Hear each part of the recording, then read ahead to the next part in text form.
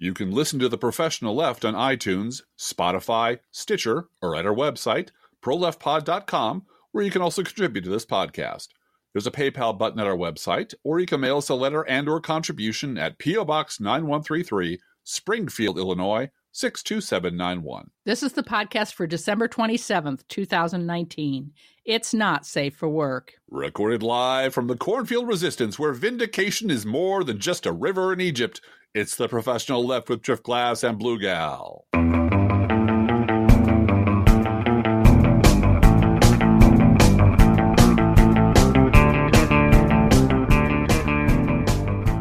I see what you did there, Driftglass. Yeah, you see that? See what I did there? Yeah. Actually, I spent like 3 minutes on the Google looking to see if there was a river named Vindication out there somewhere, and there isn't. I thought, first of all, a river named Vindication is the name of my biography. There you go. That would make a good novel, yes, actually, it would. title. Yeah. Yes, I got a whole bunch of titles. I just have to write the stories to go with them. So that's that's what the staff is for. That's what our extensive staff is for. Well, welcome to the end of the year, Bluegal. Thank you, Driftglass. And we've got exciting news about an upcoming show. We do. Not to denigrate the current show that you're listening to right now. We're going to have a great show coming up this hour. Just fast forward through it. Just fast forward straight through it. Get to the part where you send us money and we're cool. Yeah, it's all good. This is not a best of show, by the way, folks. In fact, far from it. We are as a podcast, about to turn 10 years old. We are. So I believe it is the 21st of January is our 10-year anniversary, but that's not a Friday, so we'll be doing something before that. I think the 17th is going to be our anniversary show. 3 weeks. And 10 years. 10 years. 10 years, yes. 10 years. We will have been doing this podcast. I took some notes. We started January 21st, 2010 was the first Driftglass and Bluegal podcast. It was. We changed our name to The Professional Left on August 13th of 2010. We did. Thank you, by the way. Yeah. And Driftglass. Mm-hmm. Our March 19th, 2010 show, we were talking about Karl Rove. Yes, we were. And if you told me that 10 years from now, you'll still be talking about Karl Rove, it'll still be going on, I think I would have quit. Yeah. Well, so I'm glad I don't have, the ability to foresee the future. Yeah, we were sitting around Castle Driftglass back when there was a Castle Driftglass in Chicago. That's right. And we were listening to the wireless radio, tuning in as we do, trying to get the signal. And then the spokesperson for the Obama White House came on and decided he would speak ill of the group that was criticizing Barack Obama, whom he referred to as the Professional Left. And we said, oh, this is so perfect. And we decided right then and there that we would be the Professional Left. And not that we were overly critical of Obama. No. Or that we actually fit into the category that the presidential spokesman was talking about. We were never on TV talking about anything. But it was such a good name. Yeah. And we were shocked to discover that no one had taken it yet. I mean, that was the thing that sort of got me. I started looking it up, and we were sitting right in the middle of your condo on a futon. Going, oh, wait, we could actually do this. We could actually make this blog or this podcast The Professional Left. And so we did. And the rest is history. So tell me, though, why we're still talking about Karl Rove this week. Well, this week I'm in the middle of it's Christmas week coming up on New Year's week. And by the way, we spent our Christmas in St. Louis. We drove some people down to the airport, some young ladies to the airport. Some teenagers, some sullen teens. I'm not going to deny it. They were sullen. Although they were generally a pleasure to be around. They're lovely young ladies. Well, their sleep schedule got messed up because they had an early morning flight on Christmas Day to go get spoiled by my aunt in Florida. And my wife for a few days. My wife located one of the few open restaurants with vegan options in the greater St. Louis area that was open on Christmas.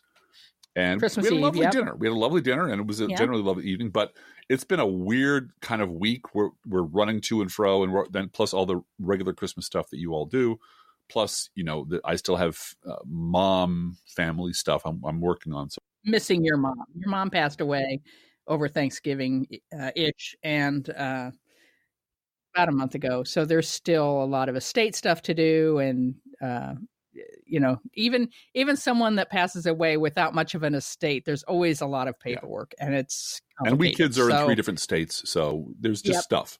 And so I'm in the middle of writing a bunch of posts. I haven't posted anything much substantial, which bothers me because I'm a writer first and everything else second.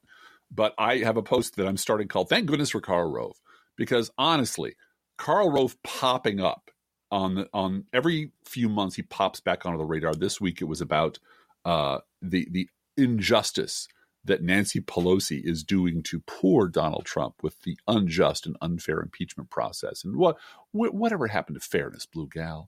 Whatever happened to justice?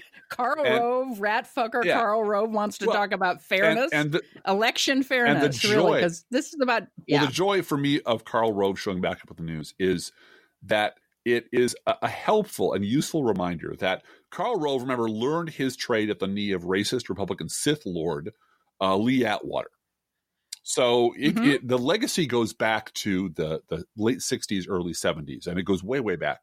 So when Karl... And he was a compatriot of Roger Stone. He was a compatriot of Stone. He and little George Bush, W. Bush, both learned their trade, how to be despicable human beings from Lee Atwater. So there's a long and deep tradition. And it's very helpful when Karl Rove just pops back on the radar to remind our never-Trumper friends that, no, the Republican Party didn't just suddenly go off the fucking rails 3 years ago. You people have been shitty and awful and racist and terrible on purpose. And cheating at elections. And cheated at elections. You have been cheating at elections forever. My entire life. So don't give us this shit that, you were just a hapless, naive person who was going along because you just love small government and lower taxes and freedom. And suddenly, out of nowhere, the Republican Party lost its mind 3 years ago, and you had to stop supporting Ted Cruz and take up the cause of somehow, some way getting a Republican light elected as a Democrat who would promise not to do anything to change anything that Republicans have done so far. And remind you that no, Karl Rove was your guy. You had a guy in the White House for 8 years. His name was George W. Bush. You loved him. You worked for him. You worked to get him elected and then reelected. You cheated to get him elected and then reelected. You suppressed the black vote and stole the black votes of Broward County. You certainly did. And you eliminated the counting of black votes in Broward County in order to win the White House. And you got your one competitor, John McCain, out of the way by using the sleaziest kind of racist tactics. Racism. And this is your tradition. This is not an anomaly. Trump is not an anomaly. He is your party. And it's just helpful every now and then when some of my more, credulous liberal friends who just want to snuggle up with those never-Trumpers and say, we're all friends now, right, buddies? Right? To warn them, no, you're going to wake up with a missing kidney and a note pinned to your back saying, ha ha, sucker, we did it to you again. One of these fine days. And Karl Rove's a great reminder of that because Karl Rove was the brains of the Bush White House. He's not some guy who just flew in from nowhere. He was the Bush's brain for 8 years or until he got sacked. So let's not all pretend let's all not fall into the habit of pretending, of going along with the mainstream American political press lie that the Republican Party somehow went rotten in one day in 2014 or 15. It's been rotten for decades. Out of the rotting corpse of that party arose a monster. And there were a bunch of people who warned you that this was going to happen, that the Rove tactics and the Atwater tactics and the Tom DeLay tactics and the George Bush tactics and Fox News and Rush Limbaugh and Sean Hannity, there would be a terrible price to pay someday. And we thought the worst price you'd ever have to pay was George W. Bush. We were wrong. Right. It got worse precisely because people were let off the fucking hook who should have been punished for supporting George W. Bush. They should have been dragged through the streets. Metaphorically, they should have had a spotlight shown on them. Instead, the media collaborated with the Republican Party to pretend George Bush was never president. That Republicans were never Republicans. They were all independents. That no one voted for George Bush. No one supported him. That's crazy talk. And the minute you let these thugs and monsters and racists and imbeciles believe that they can just do any fucking thing they want, kill anything they want, screw up everything they want, shit on liberals all they want, and they get to walk free of charge into the next election and elect a monster. Monsters are what you get. So let's not pretend never Trumpers are our friends. Let's not pretend that started in 2015, because it didn't. And there is such an imbalance in that between the parties. Oh, God, yes. Because when a Democrat makes a mistake like that, I mean, ask Gary Hart. Where's Gary Hart? It's the end of the world. It's the end of the world. It's the end of their public. Well, it's the end of the Democratic Party. I mean, Democrats are done now. Well, Democrats are toast, right. because, John Edwards, Democrats are toast now. There's no more future of the Democratic Party. And the truth of the matter is the Republican Party stays extant, stays coherent, because they're propped up by collaborators in the mainstream press. For money. And it might be because it's strictly for money. It might be because the mainstream press's theology, as we have discussed many, many times on the show, simply does not allow for there to be one party that's insane. And the fact that that's simply true now, self-evidently true and visible to any human being with eyes and a brain every day of the week, has killed the press's ability to report honestly about anything. Once you decide as a matter of theological truth that you're never going to report that one party lies all the time because somehow that's unfair or unbalanced, the lying party wins all the time. And that's what happened. Well, except that Chuck Todd was naive about that. He was very, very naive. Oh, God. See, this is why I do have a little bit of hope, Bluegal. I do. In our pre-show conversation, I talked to you about this, that I don't want this podcast, this particular episode, to be depressing, because I'm depressed at this time of year. Looking back on this year in particular, where the Attorney General of the United States undercut and undermined on purpose. Sabotaged. An investigation. Sabotaged. And sabotaged the Mueller investigation. Yes, he did. And the Mueller results ahead of time. Just sabotaged it. And, we looked forward for 2 years. We put our trust in the fact that the Mueller investigation was going to uncover what needed to be uncovered. And it was sabotaged. There's no doubt about it.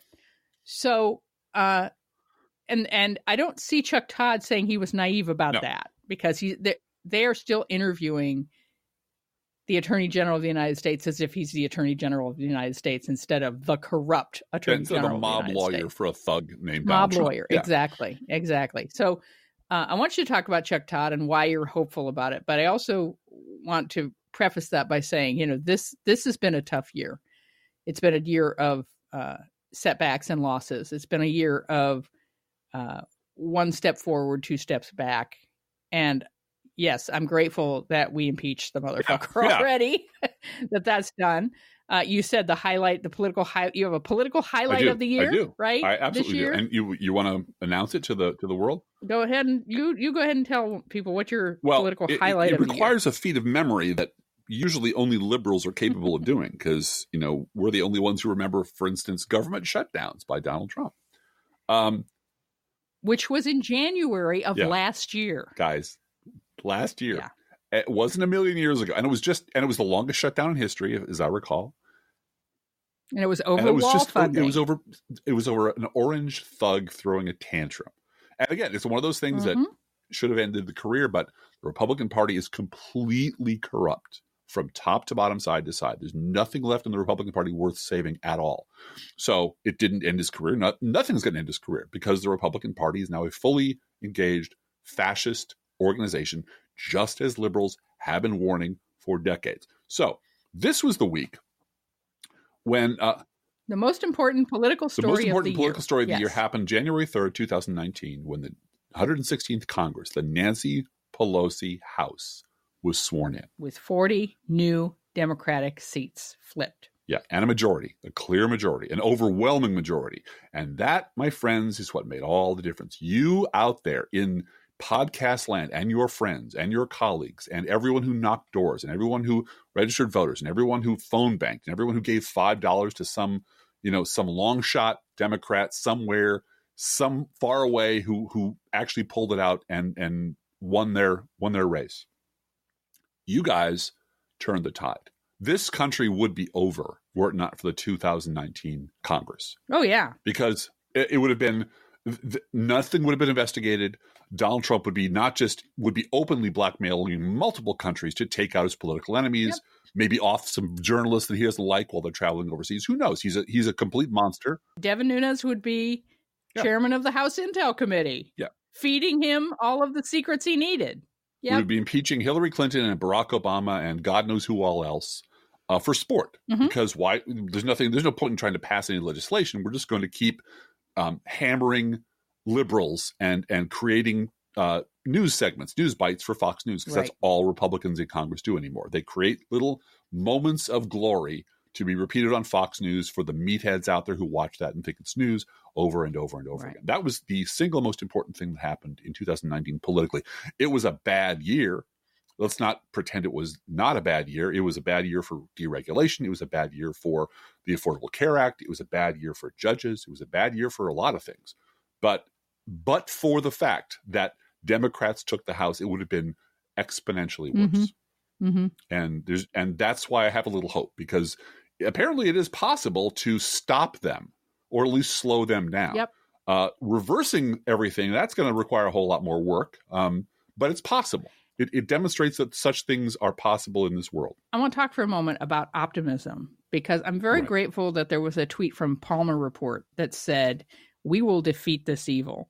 And I need that pep talk. But I also want to temper my enthusiasm and my optimism, because I think optimism often gets in the way of social action. I think you're right. Thinking that everything's going to be okay and we're going to work it out gets in the way of fighting. And we've got to fight this year. We have a big, huge fight against a very well-funded liar. Yeah, I don't want optimism to get in the way of us fighting this year.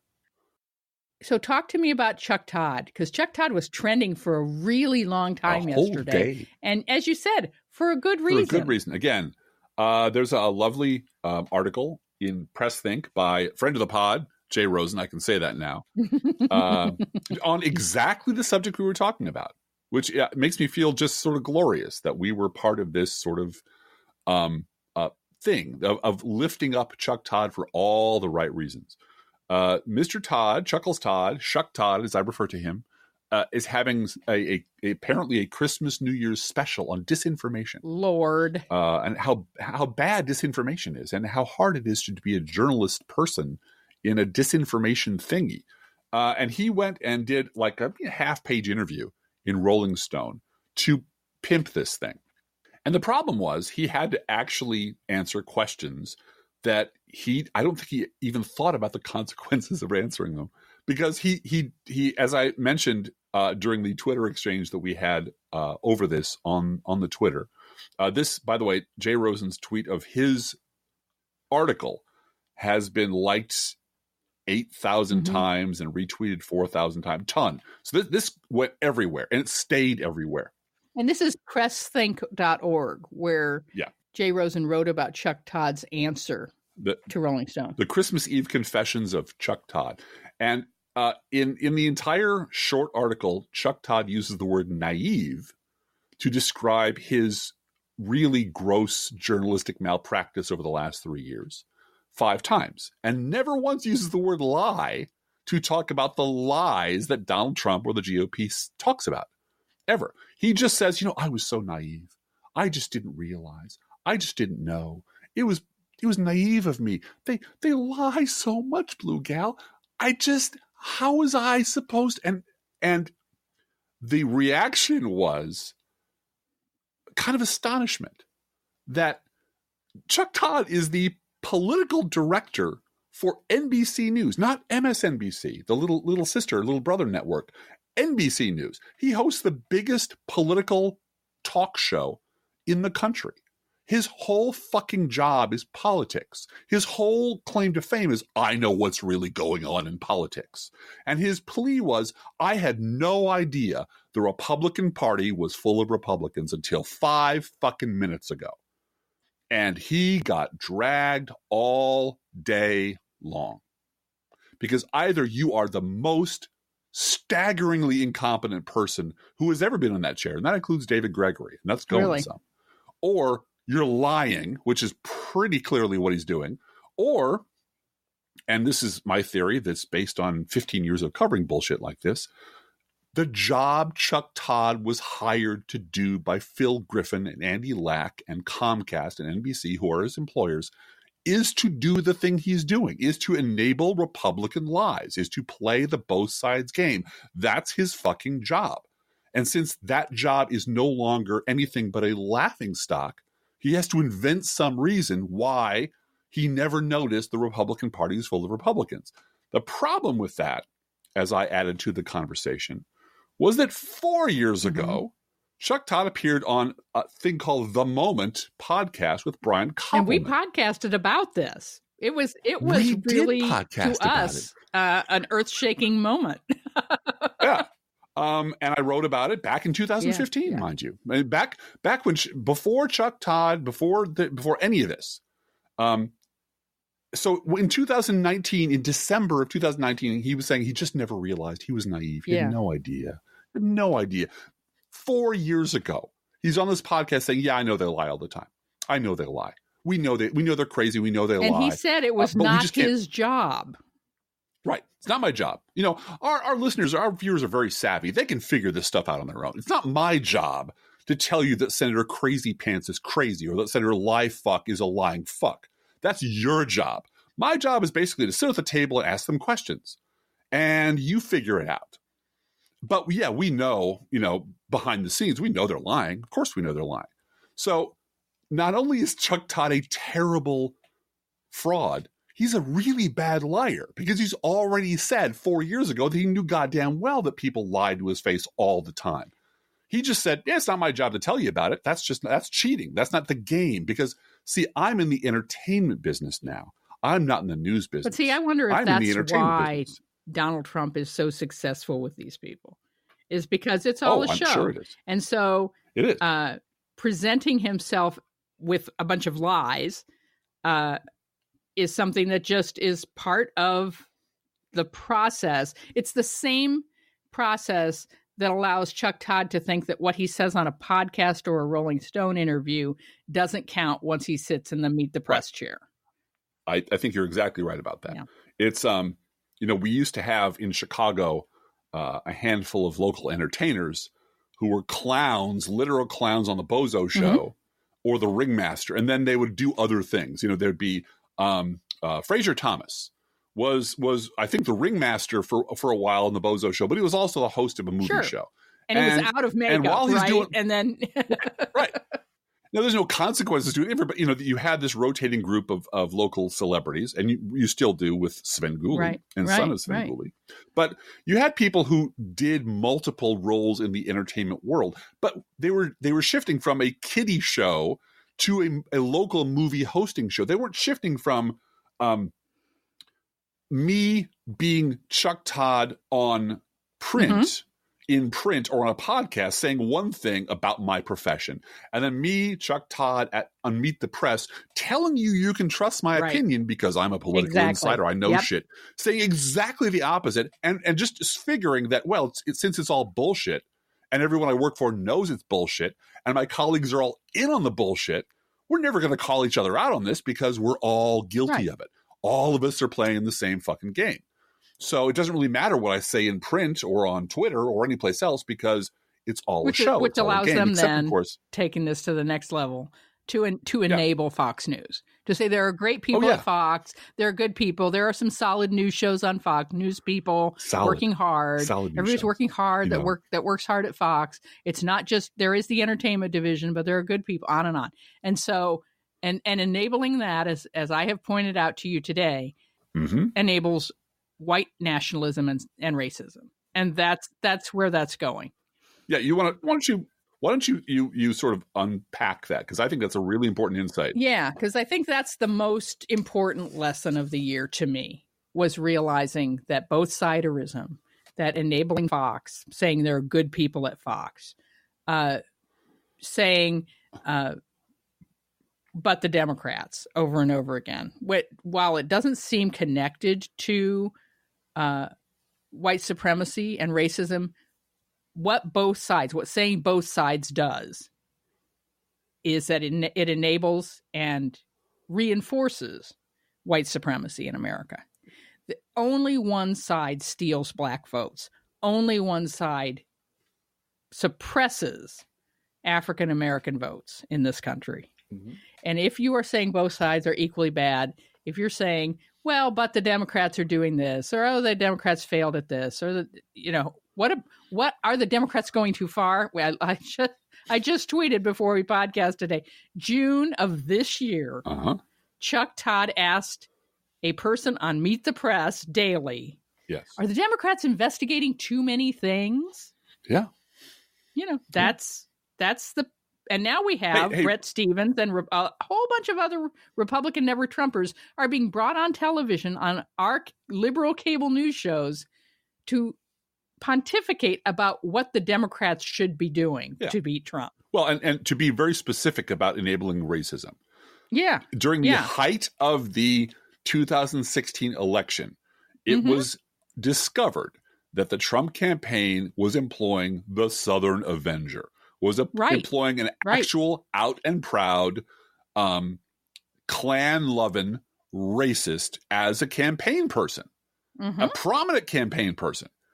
And Hillary Clinton's campaign said, look, over there, they're actually hiring out and proud Klansmen to work on their fucking campaign. And Chuck Todd's reaction, I know we mentioned this before on a previous episode, probably even last week, was both sides race to the bottom.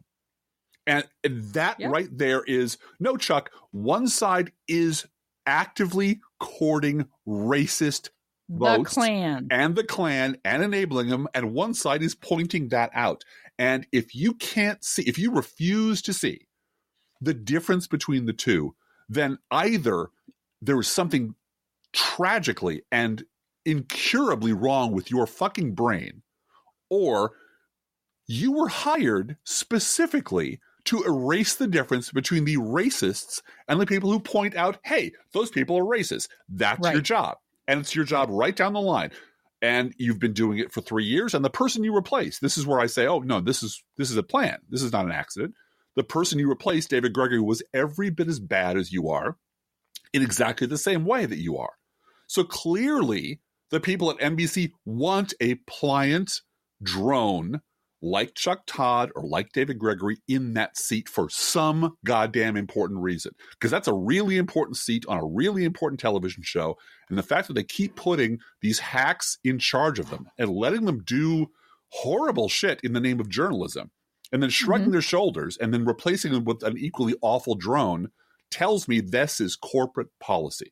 Supporting racism, enabling white supremacy is NBC's corporate policy. Corporate model. And it's important to call them out that way. And I think back to Karl Rove and Bush 2000. Yeah. Denying a recount of the votes in Broward County specifically, shutting down the recount in Broward, which is a black county. And who were the people shouting to, as activists, so to speak, to shut down the recount? Matt Schlapp. Yeah. He was one of the Brooks Brothers rioters. The Brooks Brothers Mafia, the Brooks Brothers riots. Matt Schlapp. Who were brought together by Roger Stone. Bust in. To manipulate the outcome of the Florida recount. So it all goes back to, this didn't start with Trump. This isn't Trumpism. This is the Republican Party.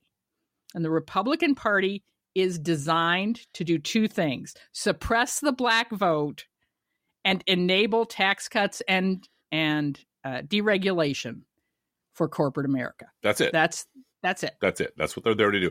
Everything else they do is in service of that. And here's even the judges. The judges are as a sop to the evangelical movement and corporations as well. I mean, these unqualified judges are going to deregulate everything. And that's the great lie of the never Trumpers. Most of them. A couple of them are fine. Bruce Bartlett, he and I can have a beer and agree on most everything from now on. Yeah. But most of them will not admit that what Donald Trump is doing, what the Trump administration is doing, is what the Republican Party was designed to do. He's just doing it in a crass, loud, asshole-ish way. But as long that he's riding a machine that they helped build, and they helped build it to do precisely what he's doing with it. Destroy regulation, fuck over people of color, and loot the government on behalf of rich people. That's the Republican Party's only purpose on this earth. And everything else is a means to that end. Calling out welfare queens, yelling about brown people, talking about everything from, Pizzagate to Vince Foster. It's all, the purpose of all of that is to empower the Republican Party and the crazies who vote for them to do horrible things on behalf of their paymasters. The problem is the machine ran out of control. The machine got ahead of its handlers. The machine was not supposed to fall into the hands of Donald Trump. It was supposed to fall into the hands of Ted Cruz or Marco Rubio. Right. And had that happened and everything else happened just the same, these never-Trumpers would be loyal Republicans to this day. So the idea that Donald Trump is the problem, no, Donald Trump is the product of your machine that you built. And until you can admit that and admit that you are the problem. You are the problem. Until I hear that coming out of a never-Trumper's mouth, I will never trust them because they will knife you in the fucking back the first chance they get because that's what they always do. That's what they did after the Iraq War. After it was clearly demonstrated that liberals were right about the right all along after the Bush administration collapsed, everyone, the conservative media, the crazy right-wing media, and the mainstream press all collaborated to make sure that no one was held responsible for anything. Nobody got fired. The people who were anti-war protesters, we got marginalized. But the people who were, Bill fucking Kristol's still out there today.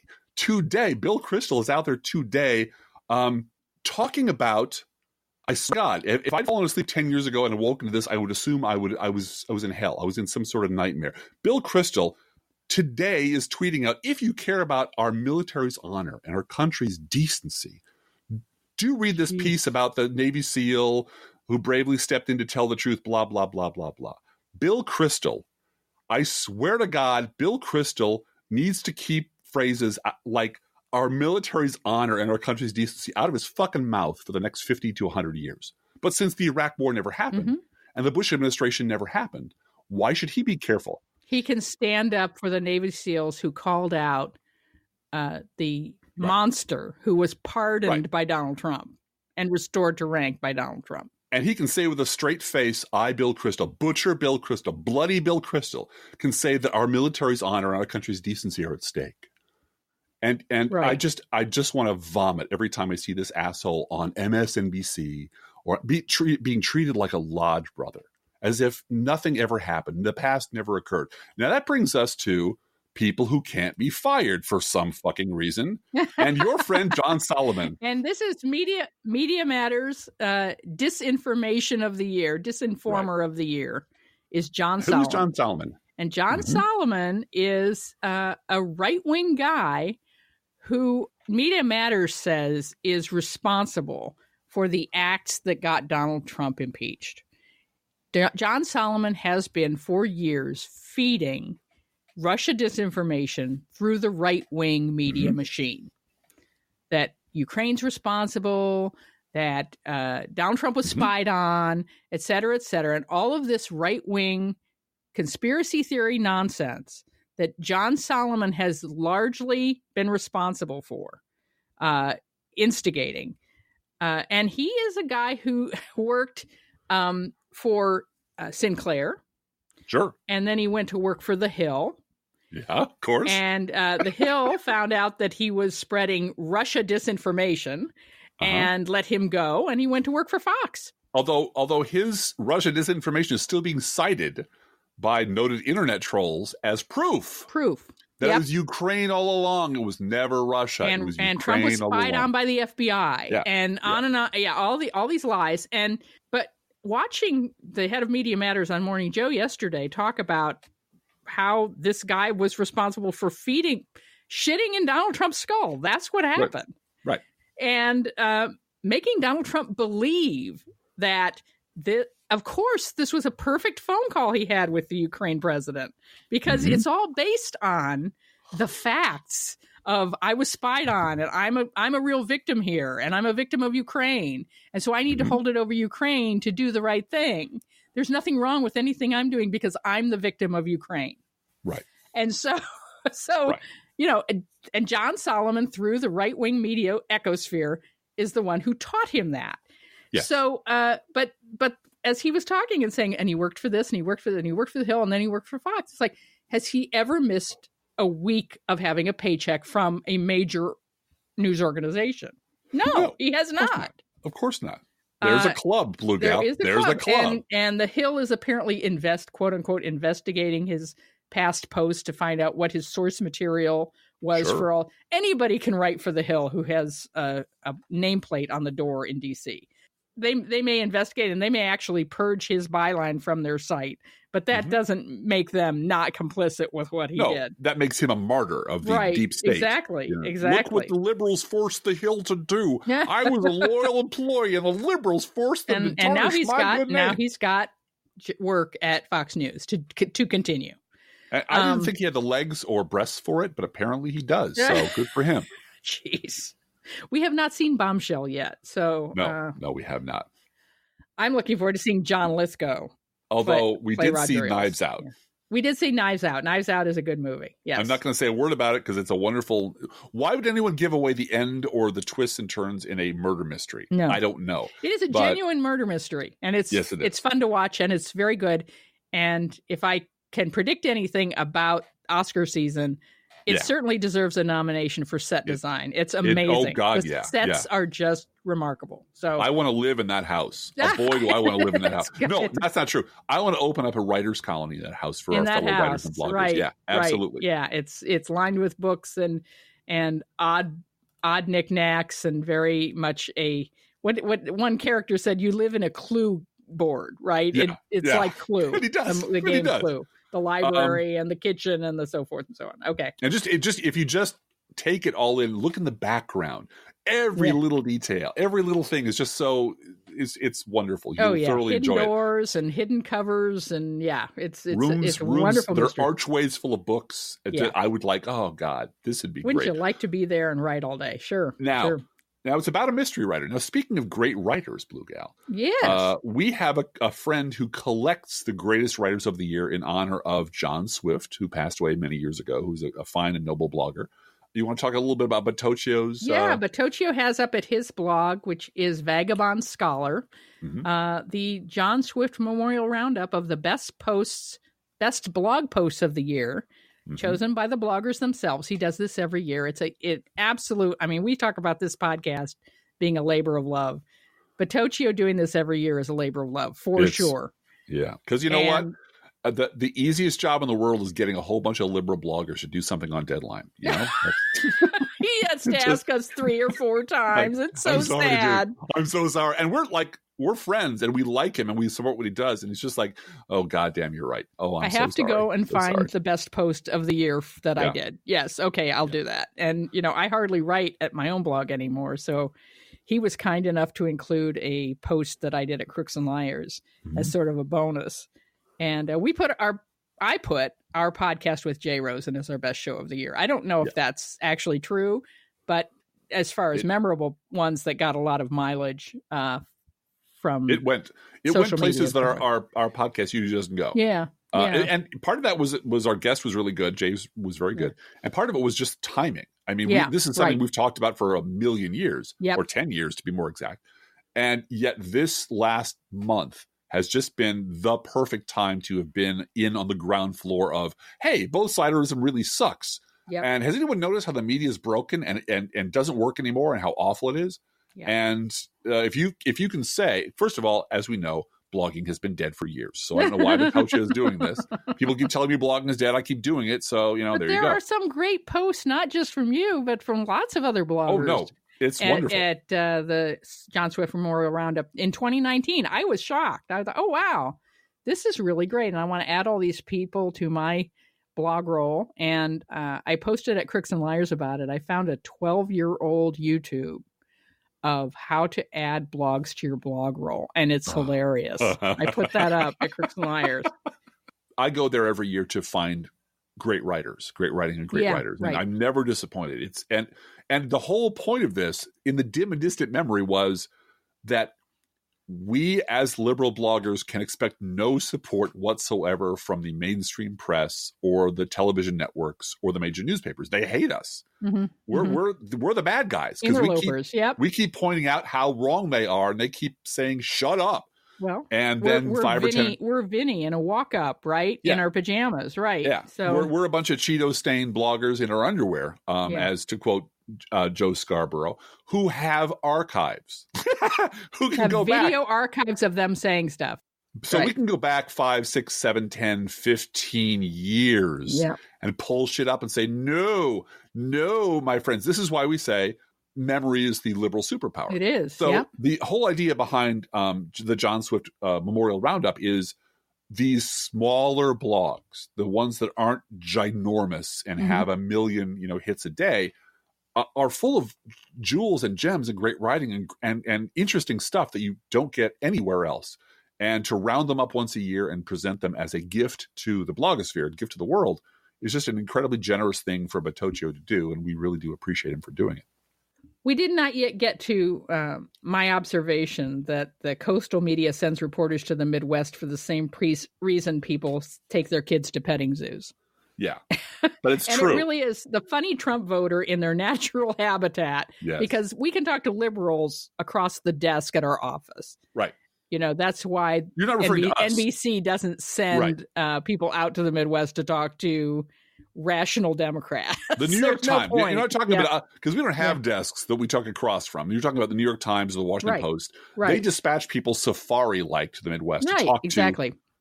And the thing is, to as talk you to pointed Trump out, voters and treat them like petting zoo animals. Absolutely. Yeah. Look, they're flinging poo. Shh, be very quiet. This is something they do every now and then. They're tuning into something called Fox News. Watch it, Jim. That was a close one. That was a close one. Yeah.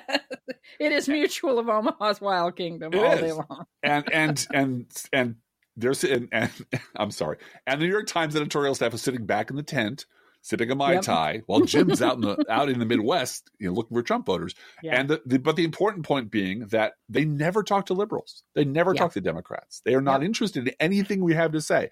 They have to drive past our house to get to the diner where they talk to the Trump voters. That's right. And it is at this point beyond frustrating and just amusing that they don't even acknowledge that there is a culture in the Midwest that is liberal and democratic and working class and has a lot of interesting things to say and has been right about a lot of things for a really long time. They don't want to talk to those people because those people make them feel stupid. Like, well, you're living in Manhattan, paying God knows what for rent, living in a shitty little apartment and working for people who are running you ragged. And here we are, just a couple of crazy kids in a cornfield who've been more right than most of your op-ed writers on a pound-for-pound basis for decades. How does that make you feel? I mean, we don't pay Manhattan rent here, but we can see what we see, and we can don't have interpret Manhattan salary either. No, that's also true. But the problem with bloggers, especially like us, is that we demystify the process of figuring out politics. Yeah. It doesn't require special insider Chuck Todd David Brooks only knowledge, going in and getting the whispers from the inside of the you observe what you observe, you see what people do, you map it over time and you draw conclusions. Oh, these people are assholes who lie all the time.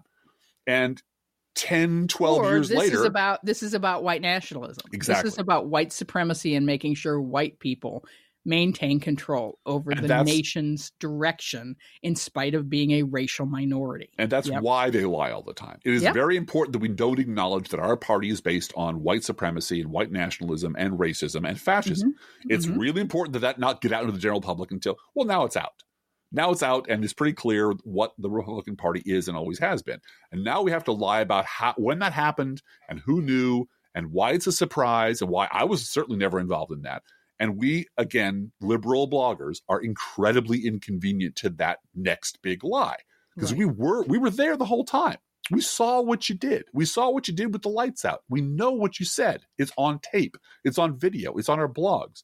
And that's why we're not allowed into the conversation because we tend to steer it in a direction of, no, Chuck, 4 years ago, you told us you knew they were lying to you. Today, you're telling us you had no fucking idea. Which one is it? And that's why we're not allowed within a mile of a microphone on Meet the Press. you also mentioned in our notes about Christianity Today, which we did not get a chance to talk about. We mentioned it last week, but yes, we did. It was, and there is now also a Christian Post, which is another Christian magazine where the editor has resigned because he cannot no longer go along with a religious cult, so to speak, that endorses Donald Trump. Right. And I just have been doing a little bit of Bible study in preparation for a longer Bible study that I'm going to do in 2020 as one of my New Year's projects. And looking at Paul in Thessalonians and how much he kind of shat on, if I can say that about the Bible, the Pharisees and their insistence on being good Jews. I particularly thought about this in terms of Rudy Giuliani saying he was a better Jew than George Soros, Holocaust survivor. Yeah. But, there was a theological argument in the early Christian church with Paul that in order to be a good Christian, in order to be a true follower of Jesus, you had to be a Jew. Yes, period. Gentiles couldn't come into the church. And Paul makes the statement in Thessalonians. We're doing a Bible bitch right now, by the way. Oh my, suddenly it's Bible bitch. I love Bible bitch, so please. Bible bitch. That's not scriptural. Paul says, I am a Hebrew's Hebrew. I am of the tribe of Benjamin. I can trace my lineage back, all the way back. To Adam. And to whatever. But I have the pedigree. And I throw that all out. I flush it. It is in the negative column for me because it absolutely does not matter. And I've been thinking about that this week because that was part of my study, and thinking about how often conservatives, whether they're the Pharisees or whether we're looking at conservatives today, insist on some sort of pedigree as a reinforcement of their power. Right. And the Christianity Today kerfuffle that is really forcing the evangelical movement to circle the wagons around Donald Trump even more so, insists on a white pedigree. Yes. That this is the one true president. we have John, what's his name, who said Trump was basically God today on his John video. Voight. John Voight, Mickey. Basically Mickey. Yeah. Lord. Yeah. Yeah. He's very good in that role. I'm not gonna lie. He's very good as a thoroughly evil person. Yeah. This idea of a pedigree, that you have to have a pedigree in order to have power. It didn't start with Donald Trump and didn't start with Christianity Today and didn't start with evangelicals circling the wagons. But boy, when you think about the number of Christian churches who have, long before Trump, merged American nationalism with Christianity and calling it patriotism, but it's really nationalism. They're making the same mistake the Pharisees did, and it's not anything new.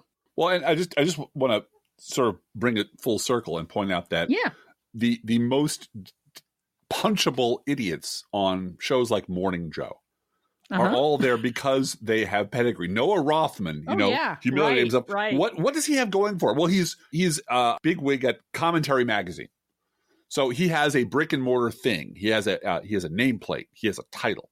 Bill Kristol has a title. Putting the worst people on Hugh Hewitt has a title.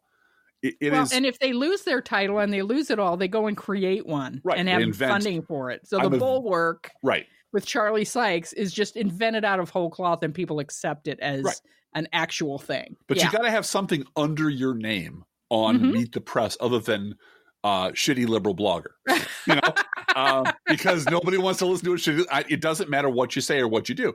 And so you have to have a book, or you have to have some kind of accepted pedigree that is acknowledged by the corporate media as valid to come on. It doesn't mean you're going to get there. You still have to pay a publicist, and you still have to sort of bribe your way on these shows, and you still have to be friends with people who put you on the air.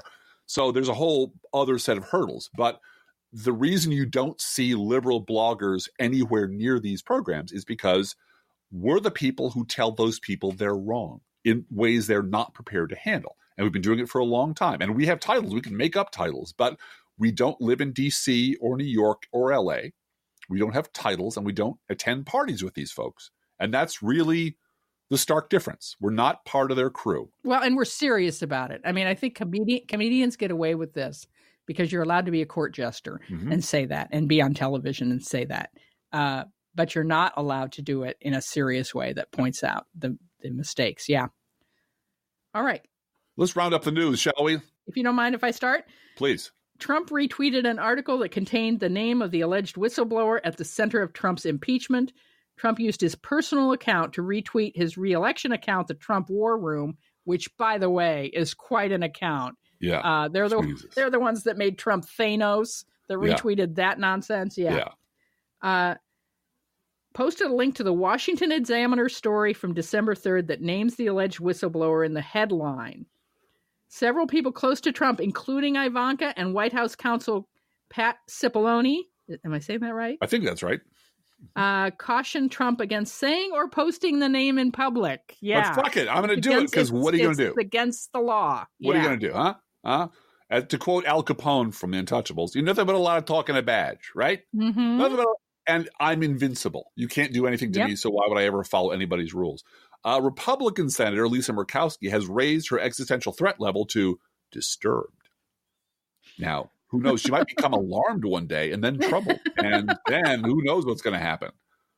The House Judiciary Committee said they could draft and recommend new articles of impeachment against Trump if new evidence is revealed by former White House counsel Don McGahn. Yeah, we can impeach you as many times as you stand up and say, please impeach me. 41% of Germans believe that Donald Trump is more of a threat to world peace than Kim Jong-un, Vladimir Putin, China's Xi Jinping, or Iran's Ayatollah al-Khamenei, which is staggering to me. But, we're the biggest boy on the block, and now we have all the nukes, and we elected a white racist lunatic who despises NATO, loves dictators, and thinks he's above the law. I'd be terrified too. I am terrified. What am I talking about? The ex-CEO of Boeing is going to get 200 times more money in severance than families of the crash victims of the Boeing airplane. Yeah. The now former Boeing CEO will be walking away with a multi-million-dollar deal, while the families of the victims in Boeing air crashes will receive less than $150,000 each. How you liking capitalism now? Yeah. According to newly released emails, a White House budget official told the Defense Department to, quote, hold off on sending military aid to Ukraine less than 2 hours after Donald Trump's infamous July 25th phone call with Ukraine President Zelensky. U.S. military and intelligence officials are concerned that North Korea is poised to test an intercontinental ballistic missile capable of reaching American shores in the next few days or weeks. Satellite photos indicate that North Korea has expanded a factory linked to the production of long-range nuclear missiles. Yeah, for all of his hugging and hand-holding and hand-jobbing and slobbering all over Kim Jong, he got nothing. Donald Trump got nothing in return except them just laughing at him and going ahead and doing whatever the fuck they wanted to do in the first place. As of right now, 52% of voters approve of the House's vote to impeach Donald Trump, which is amazing. And there's another poll yesterday that said 55% want him removed. It's really the story in the press is still that he's indestructible, and Democrats should be really cautious. But the Democrats, why are the Democrats pushing so hard? Yes, right. During a speech to a group of young fascist supporters, Donald Trump complained that windmills are very expensive and kill many bald eagles. I've never understood wind, Trump told the mob of young idiots. You wrote this. I did. Claiming that the manufacturing process leads to gases spewing into the atmosphere. We have a world, right? So the world is tiny compared to the universe. Fumes are spewing into the air. Is this like the toilet flushing 15 times? Is that what it's the sound of Adderall hitting the brain pan of a demented old man. Yeah. So It's going into the air. It's our air, their air, everything, right? Yeah. Have you ever really looked at your hand, Bluegal? I mean, really? And in local news, I want to talk about local news just for a half second. In our local dying Gatehouse Media newspaper, gave half of its op-ed page to an oil and gas lobbyist who explained how drilling for more oil in Illinois could help the state budget. Because, man, when you sell crack, you got to always be closing. Whatever your problem is, drilling for more fucking oil will solve it. It will solve it. And this was blatantly an oil or gas lobbyist. Lobbyist, yeah. Yep. Although he works for a nonprofit, Driftglass. Yeah, he works for an oil and gas extraction think tank, Bluegal, which, we got to get in on some of that money. I swear. If we're ever going to live in the knives out house, we got to get some of that cash. That's all I'm saying. Each week we post to our Facebook page and website an internet kitty sent in by you, the listeners. This week's internet kitty is Sheba. Sheba is a very smart kitty. She swats violently at the television each time Congressman Jim Jordan appears on the screen. Oh, good kitty. We love that. Yeah. Oh, man. Way to go. And of course, Sheba demands freshly poured cat food, our fake sponsor, whether you serve Pet Store Perfection or Dollar Store Dreck. Your pet will sit on the kitchen floor and demand that the food they eat is only freshly poured. Freshly poured. Freshly poured. Oh, my Lord, it's freshly poured. And you can visit Sheba, the smart kitty, at our Facebook page or website. And you can send your internet kitty or other pet to us at our email address, proleftpodcast@gmail.com. I promise we have some non-kitty pets coming up. We do. So feel free to send us whatever you got. And don't forget, you can also write to both of us at proleftpodcast@gmail.com. Feel free to write us. We love hearing from you. Be aware that if you write us at any of our addresses, we reserve the right to read your email or U.S. Postal Service. Go Postal Unions. Letter on the air unless you say otherwise. And we got a couple of Christmas cards this week, and we're very grateful to hear from you and have your Christmas cards. Yes. And one of them said, thank you for always being there. And you are welcome. We are always here every week. Mm-hmm. Don't forget our gourmet coffee guideline. If you can afford to buy an espresso-based beverage for yourself, buy one for us. This is not charity. This is our job and a labor of love. Approximately 1% of our listeners support this podcast with a contribution, and you can too. See our website, proleftpod.com, for details. Our PayPal, postal address information, buy us a coffee, GoFundMe, all of it is there at proleftpod.com. Please share our show on social media, and thank you for doing that. Hey, Driftglass, how are the Internet Kitties doing this week? Well, Bluegal, the Internet Kitties just want to wish everyone a splendid New Year's and a delightful 2020. Let's think about living. Let's think about loving. Let's think about the hooping and the hopping and the bopping and the lovey-dovey. Let's forget about the wine and the crying, the shooting and the dying, and the fellow with a switchblade knife. Let's think about living. Let's think about life. The Professional Left podcast is recorded under a Creative Commons license. Copyright 2019-2020, DGBG Productions.